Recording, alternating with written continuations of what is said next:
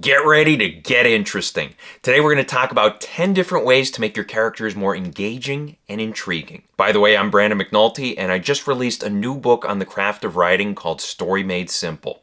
It covers the 8 key elements of storytelling, and I'll link to it in the description below so you can pick up your copy today. One of my subscribers requested today's video, and they were looking for specific practical tips for making characters more interesting. So today we're going to talk about 10 of them. We're going to explain why they work, and we're also going to look at some examples along the way. And I just want to say that these are not the only 10 options out there. There are plenty of other ways to make characters interesting, and if you think of some of your own, or maybe you've had some observations in the past, feel free to share them in the comments section below. First thing that makes a character interesting is competence. In general, audiences love characters who are good at what they do. Doesn't matter if they're a good detective, a good hired assassin, or a good parent. Audiences love to see characters who know what they're doing and they do it well. This is because we often struggle in our own lives, and if we attach ourselves to a character who succeeds at what they're doing, it's cathartic, it's inspiring, it's fun. The other thing to keep in mind is that it's thrilling when two competent characters face off against each other.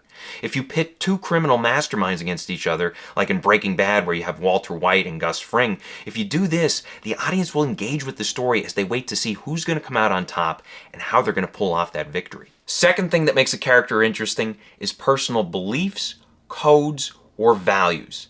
These not only make a character distinct, but they can also lead to the creation of some strong conflict and compelling moral dilemmas. In stories, values create meaning, and we love to see what characters do when their values are challenged. This is what put Dexter on the map. You have a serial killer who only kills murderers, and he has to investigate to make sure that these criminals are indeed guilty of their crimes. Many portrayals of Batman do something similar, where he beats up criminals but refuses to kill them. And then you have Superman. Though I've been pretty critical of the 2025 movie, one thing I really liked about the character here is that he believes all life should be protected, and he sticks to this belief, whether it involves human beings, squirrels, or even a hostile 100-foot monster that wants to destroy Metropolis. Third thing that makes a character interesting is when their behavior clashes with their characterization. When we talk about characterization, we're talking about the outer layer of a character. Surface level things like their appearance, their personality, their everyday actions and behaviors. Once we've established that outer layer, we can have characters take actions that contradict that outer layer and signal what's going on beneath the surface. One of my favorite examples of this is the Hound from Game of Thrones. He's characterized as gruff and intimidating, he's got a nasty burn across his face, and he's cynical of things like knighthood and honor. Early on, he's the last person you'd expect to show a protective side, but his true character emerges later on when he becomes a mentor and guardian of Arya Stark. Fourth thing that makes a character interesting are the secrets that they hide. Secrets are always fun in storytelling, and whenever a character is hiding something, we naturally become curious about what it is and why they're hiding it. Last week I talked about this hidden gem of a movie that came out in the early 2000s called Harry Potter and the Sorcerer's Stone.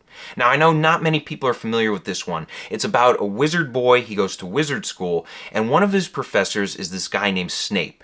Now Snape is this dark and nasty guy, and he's also hiding several secrets. Now I won't spoil any of them, but if you can find a copy of the movie on eBay or something, check it out and pay attention to how they use mystery to make Snape engaging. Fifth thing that makes a character interesting, mysterious illnesses or afflictions. And this is a great way to make us curious and concerned about a character, and it works especially well in sci-fi and fantasy stories. Simply give a character a mysterious illness, keep us in suspense about what's going to happen, and finally pay it off in a meaningful way that contributes to world building. I was thinking about this the other day when I got hooked on a drug called Hollow Knight. In the sequel, the main character is a princess who escapes capture and must navigate this dark, mysterious world. Early on, she succumbs to a strange illness, and it's a simple detail that creates curiosity about the character as well as the world around her. Probably the most famous example of this idea comes from the movie Alien. Early on, Kane gets this strange creature attached to his head, then the crew tries to get the thing off him without success, and finally the thing just releases him. The first half of the movie keeps us in suspense as we worry and wonder about what's going to happen, and the payoff is one of the best you'll ever see. Tip number 6 is strong group dynamics. And this is a great thing to keep in mind. Oftentimes, the best way to make a character interesting is by connecting them to other characters. This highlights their strengths and weaknesses, as well as other things like differing levels of competence and morality. Jaws is a great example of this. You have three guys trying to kill a shark, and what makes them and the story so engrossing is the group dynamic. Chief Brody, the main character, is a cop trying to protect his town, but he's afraid of water and he's out of his element aboard a boat. Meanwhile, his two companions are shark experts. You have the well-educated Hooper and the battle-tested Quint. These two hate each other, and their egos clash while Brody acts as the mediator, trying to keep everyone focused on the mission. Tip number 7 is polarizing traits. And this one carries some risk with it, but if you pull it off, you can create characters who just leap right off the page.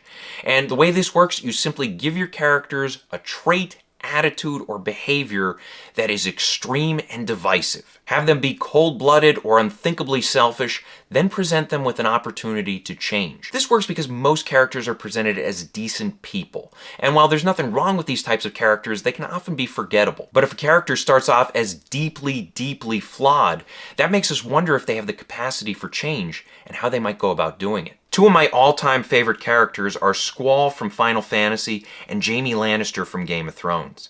They both have strong character arcs because they start off as these rotten people. Squall is a mercenary in training who wants to be left alone, and he brutally shuts everyone out of his life until he learns to value and protect his friends. Then you have Jaime Lannister. He bangs his sister and cripples children before redeeming himself with noble actions and sacrifices. Now keep in mind, these types of characters might not work in every story, but if you're looking to create a compelling anti-hero or a terrifying villain, it doesn't hurt to push the envelope with them. Tip number 8 is a sense of humor. Humor generally makes characters interesting and likable, and it also hints at things like their agreeability, intelligence, and so on. Though not every character needs to be laugh-out-loud funny, you should always look for ways that characters can express themselves through humor. Jurassic Park does a fantastic job with this. All the major characters crack jokes at one point or another, and while Ian Malcolm is the biggest comedian here, Alan Grant's sense of humor ties in nicely to his character arc. He has this dark sense of humor that's used early on to express hostility, then later on it expresses warmth. The 9th thing that makes a character interesting is their fears. And nothing humanizes a character quite like fear. Not only does it get us invested in them, but it also challenges us to anticipate how they'll react when they face the things that scare them most. One of the best things about Indiana Jones is that he's not this perfect, unstoppable action hero. For one, he's terrified of snakes, but better yet, whenever he's outmatched, he runs. From there, he usually can't escape, and that's when he has to regroup, face his fears, and outsmart his opponents. Finally, tip number 10 is sympathy, empathy, and envy. I've talked about these a lot on the channel before. These are surefire ways to make your characters engaging, and it comes from the book Techniques of the Selling Writer by Dwight V. Swain. Sympathy means we feel sorry for the character.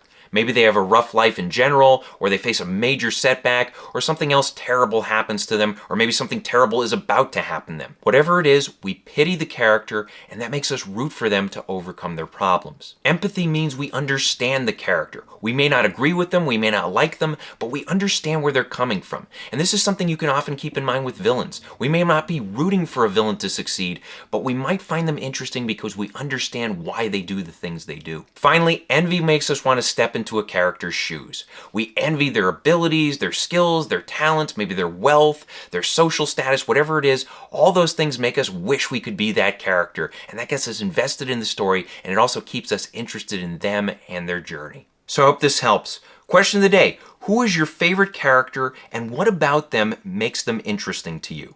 Let us know in the comments section below. Thank you for watching. If you want to support the channel, please pick up a copy of any one of my books and be sure to leave reviews on Amazon.